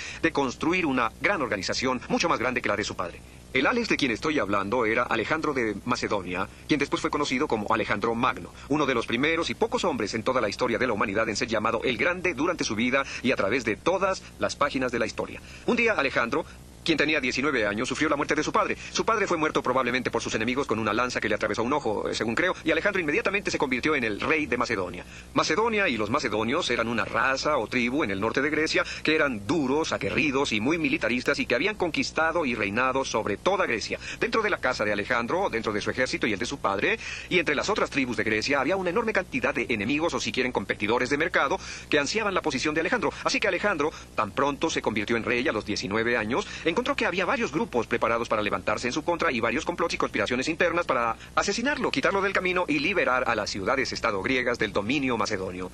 Alejandro inmediatamente se puso al frente como lo hace un líder y de inmediato sofocó el elemento de descontento en su ejército, reorganizó él mismo colocando a su propia gente, demolió la oposición existente y se convirtió en el reconocido y aceptado dirigente de toda Grecia a la edad de 19 años. Luego inició su misión. Alejandro, como todos los planeadores de estrategia, tenía una misión y su misión era llevar la cultura griega o tener, si quieren, el control de las plazas mercantiles en el mundo bajo el dominio griego. Él quería llevar la cultura griega a todas las regiones del mundo que pudiera alcanzar, y el oráculo de Delfos le había dicho, cuando era joven, de 15 años, que podía escoger entre una larga vida llena de paz o una vida corta llena de gloria. Y escogió la vida corta llena de gloria. A los 19 años desembarcó a las tropas de su padre, que ahora le pertenecían, escogió 20.000 hombres, los puso en los barcos, navegó con ellos y comenzó a realizar su destino. Dominar todo el mundo conocido. Le había sido dicho que podría dominar todas las tierras que pudiera ver con sus propios ojos y ser dueño absoluto. E inició la guerra en el Asia Menor. El Asia Menor era lo que se conoce hoy día como Turquía, y a medida que sus ejércitos avanzaban a través del Asia Menor, se encontraron con otros ejércitos que se les enfrentaron y los derrotaron a todos. Alejandro era un estratega brillante, y sus generales también lo eran, y sus tropas estaban muy bien entrenadas y disciplinadas y eran muy duras, por lo que ganó todas las batallas. En esos días, cuando se peleaba con lanza y espada, uno no peleaba y se retiraba para pelear al día siguiente. Las batallas eran definitivas, así que los soldados en los ejércitos que Alejandro encontraba en su camino ya habían escuchado todo lo que les había sucedido a los ejércitos anteriores y creyeron que todos los que luchaban contra Alejandro perdían. Y si uno pierde con una lanza clavada en el pecho es suficiente para arruinarle el día. Y la nueva empezó a diseminarse, que probablemente lo mejor era no pelear contra Alejandro. Y Alejandro fue lo suficientemente inteligente para no desorganizar los reinos que iba conquistando, sino que los dejó bajo la administración de sus propias gentes, con la única obligación de pagar un tributo a Grecia, pagar impuestos anuales y continuar manejando las cosas en la misma forma, solo que ahora estaban bajo la protección del Imperio griego y la protección de los macedonios. Bien, a medida que avanzaba hacia el sur, más y más tribus venían y se le unían, se rendían sin presentarle batalla y engrosaban las filas de sus ejércitos mientras se dirigían más al sur. El gran hombre de la zona, la cabeza del más grande imperio del mundo en esa época, era un hombre llamado Darío de Persia. Darío tenía su capital en lo que actualmente es Teherán, y Darío reinaba sobre el imperio más grande que el mundo ha conocido. Su imperio se extendía desde el río Indo en Pakistán hasta el Mediterráneo, hasta los golfos árabe y persa y hasta lo que hace poco era la Unión Soviética. Era un imperio enorme en verdad. Darío comenzó a escuchar que en los límites de su imperio había un indómito renegado que había venido de Grecia con un grupo de mercenarios y que estaban atacando los confines de su imperio, y que la gente empezaba a preguntarse quién era el más fuerte, Alejandro de Macedonia o Darío de Persia. Darío era un hombre inteligente y reconoció en esto una amenaza, así que envió un ejército de 50.000 hombres a enfrentar a los 22.000 hombres de Alejandro, con órdenes de aniquilar al enemigo de una vez por todas. Pero Alejandro se anticipó, planeó su estrategia y arrasó e hizo huir al ejército que tenía que derrotarlo. Darío, al oír lo que había pasado, se dijo: esto es serio. Esta es la más grande amenaza individual a mi poder, a mi imperio, durante toda mi vida, y debe ser enfrentado o habrá retos continuos a mis fuerzas y amenazas a la dominación persa en todo el imperio. Así que envió emisarios con un mensaje para las diferentes tribus de todo el imperio, diciendo: envíenme sus mejores tropas y hagan que me encuentren en un lugar llamado Arabella. Y también envió levas a docenas de pequeños reinos, y enviaron miles y miles y miles de tropas a reunirse con él en Arabella, en el Asia Menor, para enfrentar a Alejandro. Esta batalla tuvo lugar en el año 333 a.C. Alejandro subió al trono de Macedonia en el 336. 3 años más tarde tenía solo 22 años y contaba más o menos con 50.000 hombres con los que se le habían unido, y Darío concentró sus ejércitos en Arabella. De hecho, fuera de Arabella, en un lugar llamado Gaugamela, formando el mayor ejército que el mundo había conocido. En toda la historia, hasta la Segunda Guerra Mundial, nunca había existido un ejército tan grande concentrado en un solo lugar. Y se estima que existen aproximadamente 400 reseñas históricas de esta batalla, porque es una de las batallas más importantes para la civilización. Fue una de las batallas más importantes para la historia del hemisferio occidental y concentró un ejército de 1 millón de hombres en Arabella. Este ejército era realmente enorme. Decían que era tan grande que en las noches las fogatas se extendían del este al oeste y más allá del horizonte, hasta donde el ojo podía ver. Era como contemplar un campo sembrado de brillantes diamantes, casi como un océano de hombres de guerra. Alejandro se encontraba un poco más al sur, en Asia Menor, y cuando Darío había concentrado sus tropas, se dirigió al lugar llamado Gaugamela, 35 millas fuera de Arabella, movilizando su ejército y limpiando la tierra. Arrasó y niveló toda la tierra, niveló el terreno para que estuviera limpio para sus tropas y para sus carrozas, la principal fuerza guerrera que tenía. Entonces envió un mensajero a Alejandro diciéndole que si era tan valiente, porque no iba a Gaugamela a pelear y ver quién era el más fuerte. Alejandro de inmediato levantó su campo. Pensaban que le tomaría 7 días a Alejandro llegar, pero lo hizo en 48 horas. Su tropa era de 50.000 hombres que quedaron acampados con guardias, y todos sabían que al siguiente día pelearían una de las más grandes batallas de la historia. Alejandro contaba con 50.000 hombres y Darío con 1 millón. Esa noche, los comandantes de Alejandro se reunieron y este les informó, como acostumbraba, todo lo que tenían que saber. Alejandro ha sido citado diciendo: no es necesario que los generales conozcan nuestros planes de batalla, pero es esencial que los hombres que van a pelear los conozcan bien. En fin, llamó a sus generales, quienes le preguntaron: Señor, ¿qué crees que pasará mañana? Y él les contestó: pues vamos a ganar. Entonces ellos le dijeron: los hombres tienen gran fe y confianza en ti, pero las probabilidades están en contra nuestra. Son de 20 a 1 de acuerdo con nuestras mejores fuentes de inteligencia. Tenemos fe en ti, pero nos parecen demasiados. Les contestó: sí, Pero no deben preocuparse, y cuando quisieron saber por qué, les dijo, porque tengo un plan. Y ellos contentos dijeron, eso está muy bien, nos alegra que tengas un plan. ¿Nos podrías decir en qué consiste? Sí, les diré cuál es. He pensado en ello con sumo cuidado. Desde luego es imposible para nosotros, con solo 50.000 hombres, derrotar un ejército de 1.000.000. Sin embargo, creo que los ejércitos de Darío no integran un solo ejército, sino una serie de ejércitos. Algo así como 30 diferentes ejércitos, formados por tropas y levas de todos los puntos del imperio, y que estos hombres no tienen nada en común entre sí, a excepción de su lealtad hacia Darío. Hablan diferentes lenguas, tienen diferentes culturas, diferentes órdenes de batalla, diferentes derechos religiosos y organizaciones militares. Entonces, lo único que tienen en común es su lealtad hacia Darío. Y dijo, yo creo que si algo le sucediera a Darío mañana, el resto de los ejércitos se desbandaría, que huirían antes de continuar peleando. Ahora, el campamento de Darío está aquí, al frente de su ejército, y dirigirá la batalla. Esperan que termine a la hora de la comida, esperan que sea una derrota abrumadora. Así que quiero que regresen y digan a todos los hombres en mi ejército que no deben preocuparse de pelear contra todo ese ejército, porque no pelearemos contra todos. Mañana haremos solo una cosa. Vamos a avanzar y vamos a asesinar a Darío. Entiendan bien y díganles que mataremos a Darío. Y las órdenes fueron transmitidas a los ejércitos macedonios esa noche, transmitidas de hombre a hombre. La orden de batalla para el día siguiente era asesinar a Darío. Asesinar a Darío, asesinar a Darío.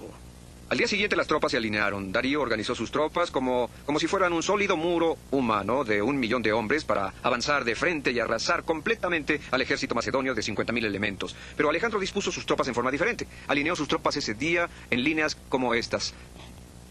Una estrategia que, de acuerdo con mis conocimientos de estrategia militar, nunca había sido utilizada. Colocó a sus tropas al fondo y entonces Darío, según la historia, dijo sorprendido, ¿qué está haciendo? Es una forma poco convencional de organizar tropas. Ahora, la principal fuerza de ataque de Darío eran las carrozas de batalla. Estas carrozas tenían unas cuchillas que salían del eje de sus ruedas y que, afiladas al máximo, despedazaban todo lo que encontraban, cortando brazos y piernas y haciendo hamburguesas de las tropas que se cruzaban en su camino.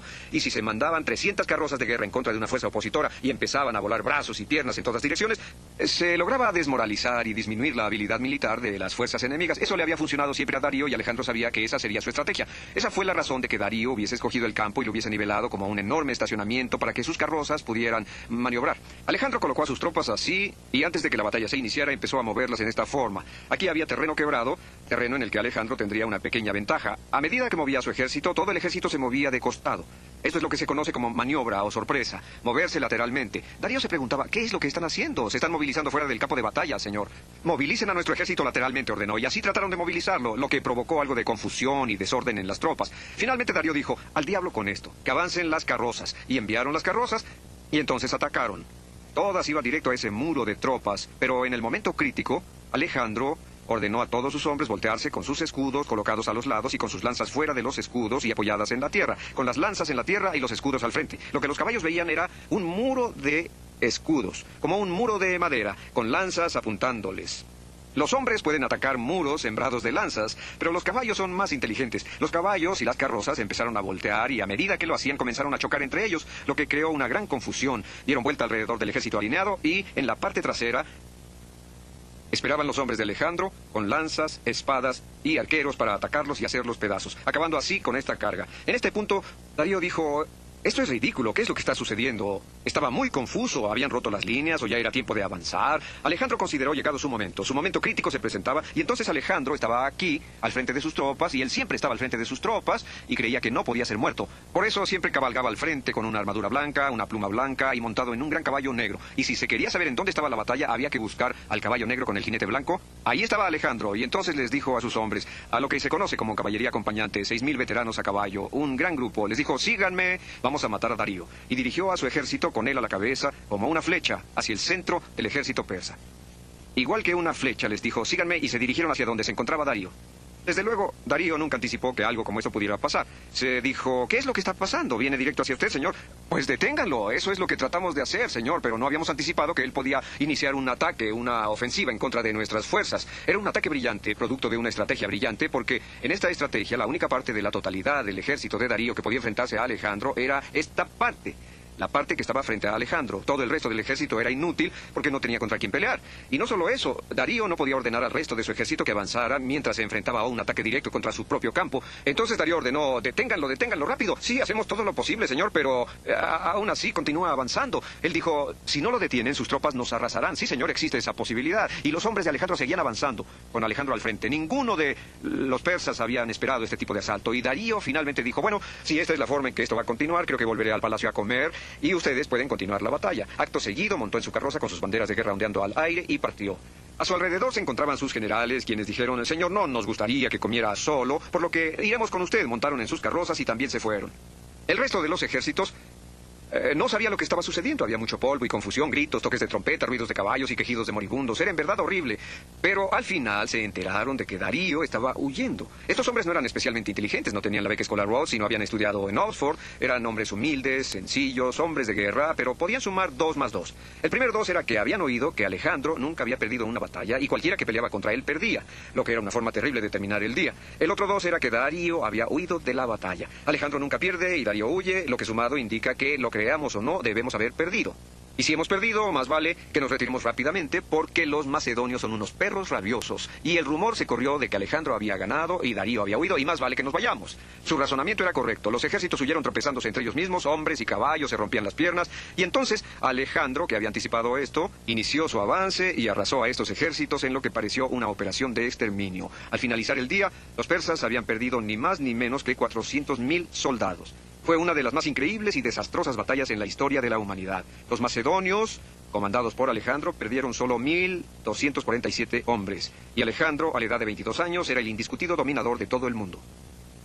¿Por qué les he contado esta historia? Bueno, este es uno de los más grandes ejemplos de la buena estrategia que podemos encontrar en toda nuestra vida, y voy a tratar de ligar algunos de estos principios mientras hablamos en los próximos minutos respecto a los principales valores estratégicos que se utilizan. Mostraremos aquí cosas que usted puede hacer en su organización al aprender esto. El primer valor estratégico, en todos los casos, es el objetivo. Es el primer término militar en la estrategia. El objetivo significa exactamente lo que se desea lograr. Alejandro sabía lo que deseaba lograr, quería dominar al mundo conocido, sabía que el dominador del mundo era Darío, y sabía que para convertirse en eso primero tenía que derrotar a Darío. Objetivo. El número 2 es ofensiva.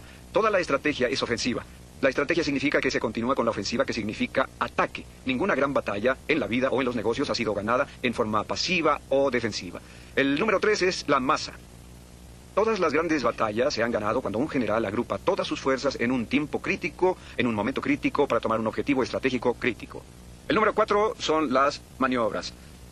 Para mantener la habilidad sin importar lo que haga el enemigo, para maniobrar, para anticipar lo que pueda suceder, teniendo posiciones para retirarse, estar dispuesto a avanzar y a efectuar movimientos laterales y nunca quedar aprisionado en un solo plan sin flexibilidad y sin alternativas. Darío solo tenía un plan. Su plan era que sus carrozas destrozaran al otro ejército y eso le daría el triunfo. Cuando las carrozas de guerra no funcionaron, Darío no tenía ningún otro plan. Alejandro tenía un plan de respaldo por si las carrozas funcionaban. Si las carrozas lograban atravesar sus filas, había previsto que tendrían que correr a lo largo de sus columnas de hombres y llegar a la parte trasera donde serían destruidas. La cuarta es la economía. Un principio estratégico básico es lograr su objetivo estratégico con el menor costo posible, el menor daño para uno mismo. Y finalmente, el último principio estratégico es la explotación. Cuando se ha ganado la batalla y conquistado el mercado, logrando una posición de mercado, se necesita estar preparado para moverse, para explotar, para destruir las fuerzas opositoras, para implementar, establecer o atrincherarse entre sus nuevos clientes en su nuevo mercado. Ahora, ¿por qué fijamos la estrategia? Vamos a mencionar esto rápido. Las razones para establecer estrategias. La primera razón para establecer una estrategia es incrementar el rendimiento de su inversión. La estrategia tiene una relación financiera. En otras palabras, se trata de obtener un mayor rendimiento de la cantidad de dinero manejado. Otra razón fundamental para fijar estrategias es reposicionar a la empresa. Puede que su empresa o sus productos y servicios ya colocados estén siendo atacados por la competencia. Puede ser necesario proporcionar a su empresa con nuevos productos, nuevos servicios en nuevos mercados o con nueva tecnología, y esto requiere de pensamiento estratégico. El número 3 es maximizar sus fuerzas y sus oportunidades. Considerar aquello que hace extremadamente bien y determinar las principales oportunidades en el mercado y moverse con rapidez para aprovecharlas. Y el número 4 para establecer una estrategia es entrar en acción de inmediato. La razón fundamental de la estrategia es prepararse para entrar en acción. La planeación estratégica no es una actividad pasiva, por el contrario, es el proceso de pensar profundamente los pasos y acciones que deben tomarse para lograr sus metas y objetivos. Como pueden ver, los ejercicios estratégicos de Alejandro no formaban parte de ejercicios teóricos o pasivos, sino que estaban totalmente dirigidos a la acción. Alejandro era la quintesencia del hombre de acción, y usted, si desea convertirse en un planeador de estrategia, siempre tendrá que estar pensando en las acciones que deberá tomar para lograr sus objetivos. Ahora, ¿cuál es la llave de la planeación estratégica? Vamos a hablar de planeación estratégica sencilla. Planeación estratégica simplificada. Muy, muy sencilla. La planeación estratégica consta de 4 simples pasos que se recorren una y otra vez. El primer paso es preguntarse en dónde se encuentra ahora. Esto es su situación actual.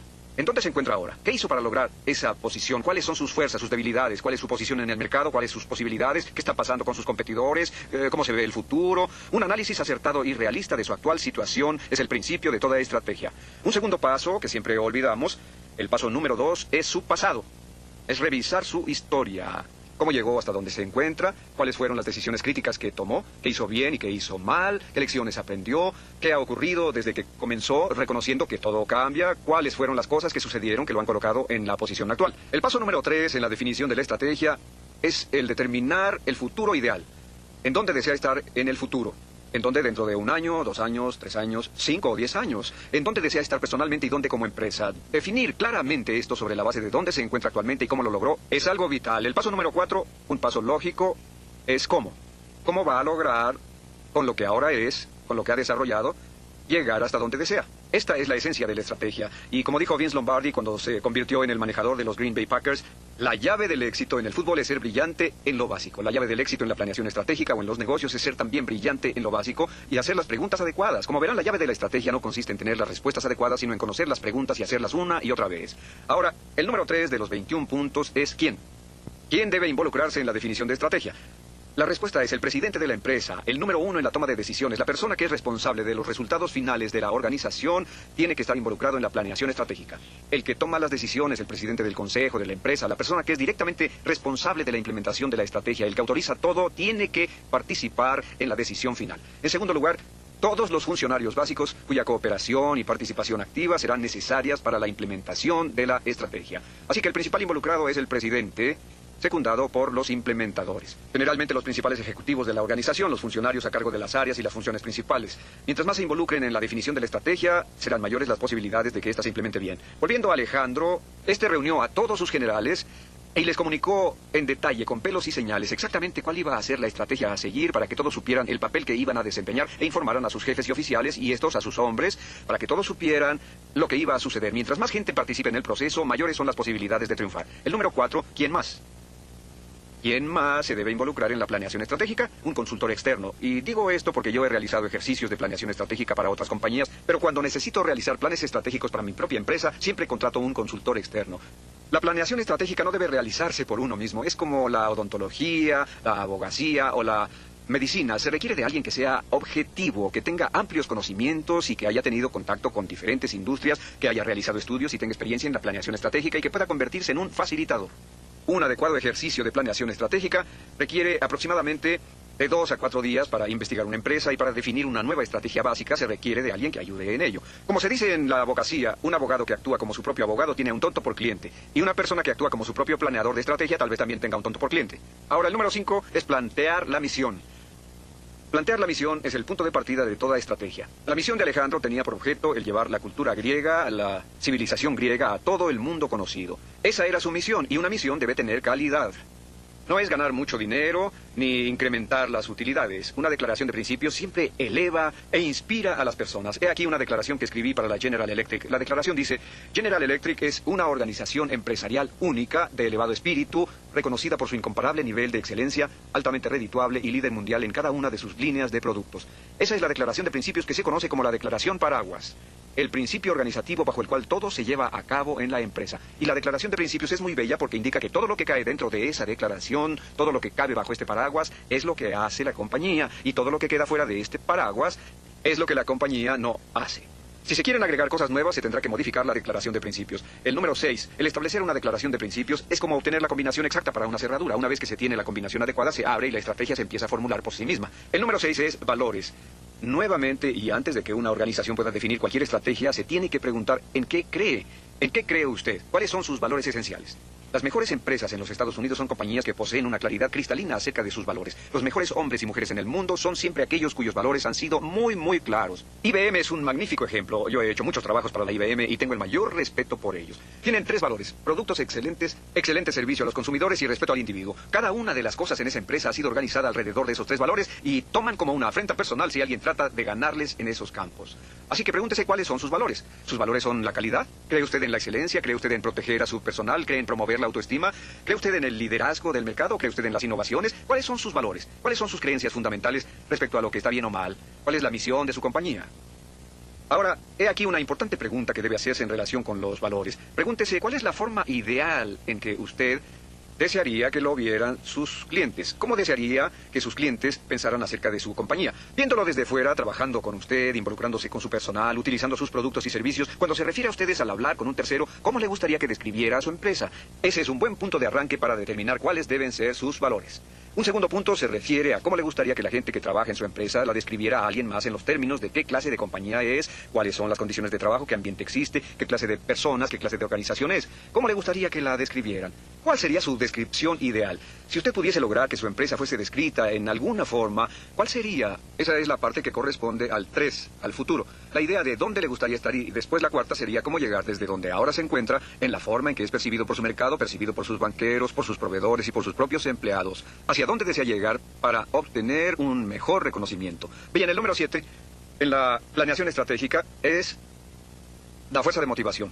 La fuerza de motivación, este es un detalle de suma importancia. La fuerza de motivación es uno de los principales conceptos de estrategia, lo que yo llamaría un concepto definitorio, porque este estímulo llega a transformarse en un principio cuantitativo alrededor del cual gira toda la planeación. Existen varias fuerzas de motivación entre las cuales escoger. Las dos más populares son la fuerza de motivación del producto o del servicio. Esta fuerza de motivación determina el alcance de su mercado y la escala de su producto. Digamos que usted es Domino's Pizza. Su fuerza de motivación sería su producto. En otras palabras, su trabajo y todo lo que su organización hace es para expandir el uso de su producto en particular. Si usted tiene un despacho de contadores o un bufete de abogados, su motivación sería sus servicios. En otras palabras, nunca tendría la intención de cambiar su producto o servicios y todos sus esfuerzos estarían dirigidos a ampliar la calidad y cantidad de su mercado para su producto o servicio. El segundo tipo de fuerza de motivación es lo que se llama necesidades de mercado. Estas necesidades se refieren a la identificación de un mercado específico y se pregunta cuáles son sus necesidades y desarrolla un producto para ese mercado. Yo he trabajado para una importante empresa que vende al mercado legal. Se han organizado como una firma proveedora de materiales legales, como una empresa de propósitos múltiples que puede proporcionar todo lo que una oficina legal puede necesitar. Desde el momento en que firma su contrato de arrendamiento hasta que cierra en forma definitiva, escritorios, mobiliarios, software, copiadoras, papel, papelería impresa, todo lo necesario, todo lo que un bufete de abogados pueda necesitar puede ser proporcionado por esta empresa. Han identificado ese como su mercado y producen todo para satisfacer ese mercado. Sears, en un campo más amplio, se define a sí misma como la tienda familiar americana para todo propósito, en donde se puede comprar de todo: comida, productos, ropa, artículos para el hogar, seguros para automóviles, viajes y demás. Así que están orientados a satisfacer las necesidades de compra de una familia americana media. Una tercera fuerza de motivación es la tecnología. Esa tercera fuerza de motivación es una posibilidad. Por cierto que la primera y segunda son las más populares. Por ejemplo, si usted fabrica semiconductores, todo lo que debe hacer estará determinado por las aplicaciones propias de su tecnología, ya sea computadoras o equipos de telecomunicación o quizás hasta satélites y demás. Su tecnología determinará los productos y servicios y los mercados que atienda y lo que desarrolle. Una cuarta motivación que puede escoger es la capacidad de producción. Por ejemplo, una compañía dedicada a producir muebles, que cuenta con equipos, sierras, prensas, líneas de ensamble y demás, su capacidad de producción indica que tiene que continuar produciendo muebles. Puede producir, de acuerdo con su capacidad de producción, diferentes tipos de muebles, producir gabinetes, producir partes prefabricadas para casas, pero siempre su capacidad de producción será determinante de su motivación. La quinta es un método de ventas. Método de ventas. Por ejemplo, el método de ventas de McDonald's es el menú luminoso de hamburguesas McDonald's. El método de ventas determina los diversos productos que pueden ofrecer. El número 6 es la forma de distribución. Por ejemplo, Avon distribuye a través de individuos y de puerta en puerta, así que es esta la forma de distribución la que determina los productos y servicios que pueden ofrecer, así como sus mercados. La séptima forma de estímulo son los recursos naturales, o sea, el petróleo, gas, gasolina, madera y demás, que constituyen una motivación para empresas como Champion International, Warehouse, Exxon y otras. El número 8 es el crecimiento. Usted puede determinar la velocidad a la que quiere crecer. Toyota por muchos años ha tenido por motivación su crecimiento y su objetivo ha sido tener más penetración en el mercado, porque a medida que tienen más penetración, y los japoneses usan esto como estrategia básica, cuando la participación aumenta, sus costos de producción disminuyen. Y si sus costos de producción disminuyen debido a las economías de escala, sus precios disminuyen y a medida que bajan son más competitivos y obtienen una mayor participación en el mercado hasta llegar al punto de controlar el 25, 30 o 35 del mercado americano. El número 9 son las utilidades. Algunas motivaciones temporales son exclusivamente las utilidades. Por ejemplo, la empresa llamada American Home Products. La American Home Products cuenta con una gran variedad de productos y servicios que ofrece a individuos, corporaciones, negocios y familias en todo el país, pero su única motivación es que cada uno de los productos debe tener una utilidad antes de impuestos del 20% sobre las ventas. Si no tiene ese margen de utilidad por su novedad en el mercado, no lo manejan. La selección de su fuerza de motivación constituye un punto crucial en su futuro. No quiere decir que no tendrá competidores, solo quiere decir que sus motivaciones son el principio organizativo. Y si son las necesidades del mercado, es este el que determina el tipo de servicios y productos, la capacidad de producción, el tamaño de la utilidad o la ganancia y el aumento de precios. Todos son determinados por el mercado. Ahora, tan pronto determine sus motivaciones, estará en condiciones de pasar a la siguiente etapa de la planeación de estrategias, que es el número 8. El número 8 es lo que llamamos concentración del poder, la regla 80-20. ¿Recuerdan cuando utilizamos el ejemplo de Alejandro? Cuando hablamos de la concentración de poder mencionamos que no es posible hacer todo, así que las cosas en que debe concentrarse son aquellas que pueda hacer mejor. Toda la estrategia alrededor de las masas.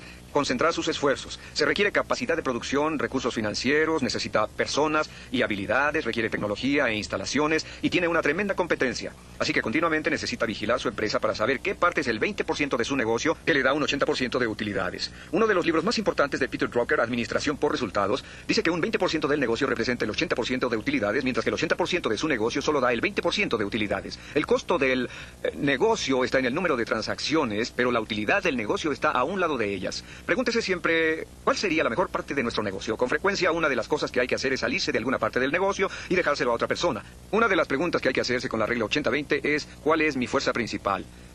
¿Cuál es mi fuerza principal? Y simultáneamente hay que preguntarse, ¿cuál es mi principal debilidad? Admitir que existen debilidades en ciertas áreas es un paso adelante. Alejandro reconoció que no podía llevar a cabo un asalto frontal contra el ejército de Darío. Eso era una debilidad definitiva. Solo tenía un hombre por cada 20 que tenía Darío, por lo que concentró sus fuerzas, que eran sorpresa y maniobra, y compensó todas sus debilidades. Toda la estrategia debe enfocarse hacia la fortaleza y compensar las debilidades. Pregúntese qué es lo que hace bien y cuáles son sus fallas, y haga más de lo que hace bien para compensar aquello en lo que falla. El número 9 es lo que se llama pensamiento básico cero. El pensamiento básico cero es un concepto estratégico que dice simplemente, hágase esta pregunta todo el tiempo. Si no estuviéramos en este negocio ahora, conociendo lo que ahora sabemos, ¿nos meteríamos en él? O si no estuviéramos vendiendo este producto, conociendo lo que ahora sabemos, ¿empezaríamos a venderlo? O si no estuviéramos produciendo este producto o servicio, conociendo lo que ahora sabemos, ¿empezaríamos? Si no estuviéramos atendiendo este mercado, si no estuviéramos trabajando con esta institución financiera, o si no estuviéramos trabajando con este proveedor, ¿lo haríamos conociendo lo que ahora sabemos? Si la respuesta es que sabiendo lo que hemos aprendido no nos meteríamos, la decisión siguiente sería salirse de ahí rápidamente. Porque quiere decir que esta es una situación perdedora. Algunos casos son excepciones a esta regla, pero en la mayoría estará en una situación perdedora. Una de las áreas en las que continuamente se debe aplicar el pensamiento básico cero es el área de personal. Sabiendo lo que sabemos sobre esa persona, ¿la contrataríamos? Sabiendo lo que ahora sabemos de sus capacidades, ¿la colocaríamos en esa posición? Si la respuesta es no, la nueva pregunta sería ¿cómo lo solucionamos? ¿Cómo nos deshacemos de él? ¿Cómo lo alejamos de nosotros? El número 10, hay que recordar que la pasividad, la falta de acción y decisión son factores determinantes del fracaso en los negocios, así como también determinan las derrotas en la guerra. El número 11 es la estrategia en la inversión. La estrategia en la inversión es conocer a qué parte se deben destinar los recursos para lograr una mayor utilidad de la inversión. ¿En dónde vamos a invertir nuestros recursos? ¿En mejoramiento, en gente, en entrenamiento, en tecnología, etcétera? También se requiere tomar en cuenta lo que se llama la estrategia de desincorporación, o sea, qué vamos a obtener al recortar, quitar, eliminar, etcétera. La estrategia de desincorporación significa el tener que deshacerse del pasado para poder acceder al mañana. Hay que deshacerse del ayer, hay que olvidarse del ayer para continuar en el mañana. Una de las reglas básicas es nunca emprender nada nuevo hasta no deshacerse de algo viejo. Nunca extenderse hacia un área nueva hasta no deshacerse de algo en una área vieja, porque sus recursos principales son el tiempo de su talento y sus ejecutivos. Al crear nuevas áreas manteniendo las antiguas funcionando, va a lograr disminuir su esfuerzo, disminuir sus fuerzas y no tendrá el éxito buscado. Un punto importante, siempre hay que recordar que uno de los principales motivos del fracaso en los negocios son las inversiones en la egolatría gerencial. De acuerdo con Drucker, la egolatría gerencial consiste en invertir nuestro esfuerzo en un producto que no se vende. ¿Y saben qué hacemos cuando nos comprometemos con un producto que no se vende? Destinamos a nuestros mejores vendedores, los mejores mercadólogos, la mayor tajada de nuestro presupuesto publicitario y lo enfocamos a resolver problemas y no a las oportunidades. Hay que evitar la egolatría gerencial. Muchas veces, cuando llega un alto ejecutivo a cambiar la dirección de una empresa o cuando ésta cambia de dueños porque ha bajado su valor de mercado debido a malas operaciones, llegan y eliminan todos los vestigios de egolatría gerencial y la empresa vuelve a la posición que ocupaba en utilidades. Así que manténganse alertas. Otra clave es el número 11 y es lo que llamamos anticipación de las crisis. La anticipación de las crisis, aunque es un término militar, también es utilizado en los negocios. Siempre pregúntese usted, como el principal pensador de su empresa, ¿cuál será el peor resultado posible en lo que está sucediendo? ¿Qué podría pasar? Imagine el futuro a 6 o 12 meses y pregúntese qué podría suceder que afectase negativamente nuestro negocio. ¿Cómo afectaría el negocio si los intereses se elevan al 20%? ¿Qué pasaría si un nuevo competidor ingresara al mercado con un producto excepcional a un precio más bajo? ¿Qué le pasaría a su negocio? ¿Qué pasaría si su gente clave muriera o renunciara? Siempre pregúntese cuál sería el peor resultado posible en los peores negocios en que está involucrado y piense en lo que haría para compensarlo o cómo se ajustaría a las circunstancias si esos problemas se presentan. Esta es una parte importante del trabajo de los ejecutivos principales, tratar de prever el futuro futuro, anticipar las crisis y pensar en lo que pueda suceder. El número 12 es lo que llamamos la participación en el mercado y medida de crecimiento. Divida sus productos en 4 áreas. Esta es la participación en el mercado, o en otras palabras, el porcentaje del mercado que tiene. Este es el crecimiento del mercado que representa cómo está creciendo. En esta categoría se tienen 4 clases. Este es 0 y este es alta. Hay 4 categorías y debe dividir sus productos entre estas 4 categorías. Arriba tiene a los productores de efectivo. Estos son los que se venden muy bien ahora. Pueden no venderse mañana, pero generan mucho efectivo. En la parte de abajo están los perros. No se venden bien ahora y tal vez tampoco mañana y debe deshacerse de ellos. Son estos. Aquí arriba tiene lo que llamaríamos estrellas potenciales. Son los productos que requieren de tiempo y dinero para obtener una buena parte del mercado, un buen crecimiento y por lo tanto buenas utilidades. Por lo que deben utilizarse los ingresos en efectivo e invertir en la promoción de estas estrellas. Finalmente, aquí abajo tenemos lo que llamamos interrogantes. Son los que pueden tener un buen potencial de crecimiento, pero baja participación en el mercado y son empresas en las que será necesario invertir para llevarlas a la categoría de estrellas. Hay que dividir todos sus productos en productores de efectivo, los que se venden bien y producen efectivo, los perros que no se venden bien y tal vez nunca lo hagan, las estrellas que tienen el potencial de ser verdaderos ganadores y los interrogantes. Y preguntarse qué se puede hacer, si moverlas hacia la categoría de perros y dejarlas, o moverlas hacia la categoría de estrellas para reposicionarlas, reempacarlas y reetiquetarlas, etc. Ahora, el número 13 es el concepto unitario de negocio estratégico. Este concepto unitario de negocio es utilizado en empresas que producen una variedad de productos en los que se agrupan servicios y productos similares en unidades separadas. Se colocan los productos y servicios de la misma categoría en la A, otros en la B, otros en la C y en la D, y se hace de cada grupo centros independientes de utilidades con diversos planes estratégicos, diferentes administraciones, diferentes gerencias y diferentes valores, todos enlazados con la corporación central. El concepto unitario de negocio estratégico es muy valioso cuando se tienen muchos productos diferentes, ya que se separan y se organizan por categorías, con lo que puede incrementarse su eficiencia. Es como dividir un ejército en unidades independientes de combate, haciéndolas individualmente responsables por diversos objetivos. Bien, escoger la estrategia significa escoger a su competencia. Así como Alejandro escogió su estrategia para llevar la cultura griega a todo el mundo conocido, su estrategia es ser líder en el mercado, o sea, escoger a su competencia. ¿Quién será su competidor? ¿Quién o qué es su competencia? Su competencia determina sus utilidades sobre ingresos, determina sus inversiones, determina sus rendimientos, su competencia determina sus frenos y determina también la velocidad o lentitud en su desarrollo. Así es que escoja a su competencia y pregúntese cuáles son sus puntos fuertes y débiles relacionados con su competidor. ¿Cuál es su competencia y cuáles son sus puntos fuertes y débiles? Sea muy objetivo, nunca diga, somos mejores que ellos. Sea sumamente cuidadoso y organizado. Escríbalo detalladamente y haga investigación de mercado para asegurarse de estar en lo correcto. Recuerde que su estrategia se basa en el liderazgo que va a tener sobre la competencia. Ahora, el número 15 son las variaciones estratégicas. Las variantes estratégicas son determinadas una vez que se tiene la motivación definida. Y las variaciones básicas son el mercado. Y eso se aplica a todo tipo de negocio. ¿En qué mercado se concentrará? ¿Dónde? ¿De qué tamaño son? ¿Cómo los va a penetrar? ¿Su localización? ¿Mercados horizontales? ¿Mercados verticales? Etcétera. Y luego, finanzas. ¿De cuánto requiere para entrar en el mercado? Estratégicamente se requiere planear para hoy, mañana y un año. ¿De qué gente requerirá? La gente constituye la limitación principal en el crecimiento de cualquier organización. Así que, ¿cuánta gente requiere para poder penetrar ese mercado con esos recursos? El número 4. ¿De qué tecnología requerirá? ¿Qué clase de equipo será necesario? ¿Qué clase de máquinas de escribir, equipos, computadoras, etcétera? ¿Cuál será su capacidad de producción? Y con respecto a la capacidad de producción, deberá preguntarse si lo hace directamente o lo contrata. ¿Puede alguien más producirlo o debe usted producir parte del mismo? Estas son importantes variables estratégicas. El número 16 son las medidas estratégicas de operación y su principio es así. Esta es estrategia, aquí arriba, y esta es estrategia en operaciones. Y aquí tenemos una estrategia clara, y aquí una incierta, y aquí tiene una operación efectiva y aquí una operación no efectiva. Ahora, las empresas pueden funcionar en alguno de estos apartados. Si se trabaja con una estrategia clara y una operación efectiva, significa el éxito. Muy pocas compañías, menos del 10%, tienen operaciones efectivas o eficientes y una estrategia clara. Si se tiene una estrategia clara y una operación ineficiente, puede que tenga éxito, aunque su futuro es dudoso. Muchas compañías tienen... La mitad de las compañías que no tienen estrategias claras están aquí. La mitad de las compañías que tienen problemas cuentan con una estrategia clara y una operación deficiente porque no han pensado a fondo lo que necesitan hacer para llegar de un punto a otro. Lo siguiente es estrategia poco clara y una operación eficiente, éxito parcial y un futuro muchas veces dudoso. Y luego aquí tenemos estrategia poco clara y operación ineficiente, lo que constituye el fracaso. Su objetivo, sin importar en dónde se encuentre colocado, si está en esta área, es movilizarse hacia acá, si está en el área de duda, moverse hacia acá, y si se encuentra en esta otra área, movilizarse hasta esta, en donde tendrá una operación eficiente y una estrategia muy clara.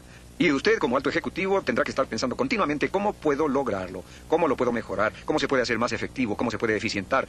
Número 17, 4 preguntas claves sobre estrategia. Número 1, ¿cuál es su negocio? ¿Cuál es nuestro negocio? ¿Cuál es nuestro negocio? Número 2, ¿cuál sería Buena pregunta. ¿Cuál es su negocio ahora? Descríbalo con claridad. Mucha gente no está ni siquiera segura de lo que es su negocio. El mejor ejemplo son los ferrocarriles. Ellos pensaban que su negocio era operar los ferrocarriles cuando su negocio era el transportar bienes y servicios. Los ferrocarriles en los Estados Unidos han quebrado o están a punto de hacerlo porque gran parte del transporte se hace ahora por camiones, aviones y barcos. En Canadá existe la compañía Canadian Pacific que opera el tren Canadian Pacific, pero además la aerolínea Canadian Pacific, los autobuses Canadian Pacific, los barcos Canadian Pacific, ya que decidieron que su negocio era la transportación, decidieron inteligentemente ingresar en todas las áreas del transporte. ¿Cuál será su negocio? Si no hace nada por su negocio, con todo lo que sabe, ¿qué pasará en 1, 2 o 3 años? ¿Crecerá, disminuirá, se ladeará o qué? Sabiendo que el futuro siempre será diferente al presente. El número 3 es ¿qué podría ser? ¿Cuál podría ser su negocio? ¿Cuál es la posibilidad o posibilidades que tiene su negocio? Esto desde luego abre una enorme cantidad de excitantes posibilidades. El número 4 se refiere a ¿qué debería ser? ¿Qué debería ser su negocio? Si usted pudiera poner todo en su lugar y pudiera crear un completo, perfecto, bello y fantástico negocio, ¿cuál debería ser ese negocio? De nuevo, la planeación estratégica sería una de las cosas más importantes que usted hiciera si crease un sueño o una visión de algo en lo que pudiera convertirse su negocio que fuera mayor a lo imaginado. Un negocio con solo una motivación, que es generar utilidades, o permanecer en los negocios, o no quebrar, o pagar las nóminas. Sería un negocio con muy bajo nivel de visión y un nivel muy escaso de energía inspiradora. Cuando se empieza a hacer estas preguntas de lo que podría ser su negocio, ¿podría usted convertirse en líder mundial? ¿O en un líder regional con algún producto o servicio especial? ¿Podría ser el mejor en su campo? ¿Podría producir un producto o servicio del que la gente pudiera decir sin temor a ser contradecido que es el mejor producto o servicio de su tipo disponible? ¿Podría crear un ambiente corporativo que sea el ambiente corporativo más dinámico, el más innovador? ¿Podría usted crear una situación en la que usted pudiera decir, vaya que si hicimos una cosa grandiosa aquí? Así que hágase estas preguntas. ¿Qué es? ¿Qué será? ¿Qué podría llegar a ser? ¿Qué debería ser? Ahora, número 18. Objetivos financieros. Es lo que a todo el mundo le gusta. El número 18, los objetivos financieros o la razón de crear la estrategia. Los objetivos financieros y los cambios en los resultados financieros son las formas principales para medir si su estrategia está siendo o no efectiva. Según mi opinión, hay 4 principales medidas financieras. La número 1 es utilidades sobre capital. Las utilidades que generan la totalidad de los recursos con que cuenta la empresa. Número 2, utilidad sobre inversión. O las que produce la parte real de la empresa, que es de su propiedad, más el dinero que ha recibido de bancos y otras fuentes. Número 3 es utilidad sobre ventas. Significa lo que se tiene de utilidad por cada dólar de ventas, que es una muy buena medida. Y el número 4 es utilidad neta. En el análisis final, la utilidad neta es la única verdadera medida del desempeño de la estrategia. ¿Cuál es su utilidad neta? Si su utilidad neta sube o baja en forma continuada o consistente a través del tiempo, significa que su estrategia es probablemente correcta. Y en el análisis final, toda estrategia debe conducir a la utilidad neta, porque la utilidad neta significa, en términos militares, la victoria. La utilidad neta es lo que le permite a la empresa o el negocio crecer. El número 19, ¿cuál es la mejor estrategia para la rentabilidad?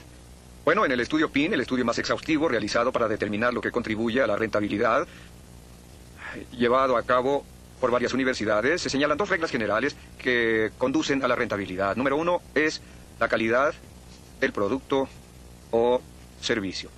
Es interesante notar que cuando se habla de la calidad de servicio o producto, se piensa que es una buena idea, pero sin comprender que la calidad es una estrategia ofensiva, es una estrategia redituable, y los líderes en calidad en todos los campos siempre son los más redituables en esa esfera. Y el número 2 se refiere a la calidad de los servicios asociados. La calidad de los servicios asociados implica cómo se empaca el producto, cómo se entrega, cómo se le da servicio, cómo se maneja todo a su alrededor. La calidad de los servicios asociados. Y esta palabra, calidad, siempre es determinada por sus clientes, es determinada por su competencia y es determinada por las alternativas disponibles en el mercado. Así es que siempre hay que preguntarse qué es la calidad y salir a preguntarle a sus clientes cómo definen ellos la calidad, qué es lo que la calidad significa para ellos, qué es lo que desean cuando miran a sus productos o servicios, qué desean en términos de calidad, no lo que usted quiere, y por eso muchas compañías no tienen idea de por qué sus clientes compran sus productos. La mayor parte de ellas están fuera de contacto del por qué tienen éxito, incluso cuando hay éxito. Sin embargo, como Tom Peters dice, las compañías de más éxito son las que tienen dentro de sus propias filas personal con la misma mentalidad que sus clientes. Es decir, ven sus productos y servicios de la misma manera en que sus clientes los ven, trabajan en forma constante para mejorar la calidad en los términos en que sus clientes los perciben. Esta percepción es crítica. Se debe mantener la estrategia de rentabilidad asegurándose de que su producto o servicio corresponda a la percepción de sus clientes acerca de lo que necesitan. Ahora, el número 20 es... Y volviendo a la calidad, diremos que la única forma de mejorar la calidad es definirla muy claramente. Definir claramente. Lograr una clara definición de lo que constituye la calidad y asegurarse de que todos en su empresa, todos los que trabajan en su organización puedan reconocer la calidad cuando la vean, para que todos estén conscientes de lo que deben lograr, que todos los componentes de cada trabajo que se haga en la compañía puedan ser medidos y reconocidos.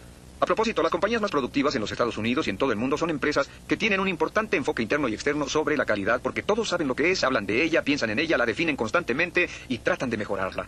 Inciso número 21, en relación con la determinación de la estrategia, está representado por las 4 grandes. La número 1 de las 4, hablaremos de ella en otra ocasión cuando hablemos de mercadeo, es la especialización. Actualmente vivimos en un mundo donde debemos especializarnos y hacer las cosas excepcionalmente bien. Hacer pocas cosas, pero hacerlas muy bien, en lugar de tratar de hacer muchas cosas. La número 2 es la diferenciación. La diferenciación consiste en siempre estar pensando en términos de cómo se puede diferenciar su producto para que parezca diferente, se vea diferente y sea diferente en la percepción de sus clientes. La diferenciación es la llave del liderazgo del mercado. La número 3 es la segmentación. La segmentación significa contemplar la parte del mercado en donde la diferencia y la especialización tienen un mayor valor. Y la número 4 es la concentración de la fuerza. La concentración de fuerza significa tomar sus productos, diferenciarlos para que sean excelentes para el segmento del mercado que más le interese y después concentrarse completamente en dominar ese segmento de mercado. O como Alejandro dijo al plantear su estrategia para la batalla principal, matar a Darío. Matar a Darío. Matar a Darío.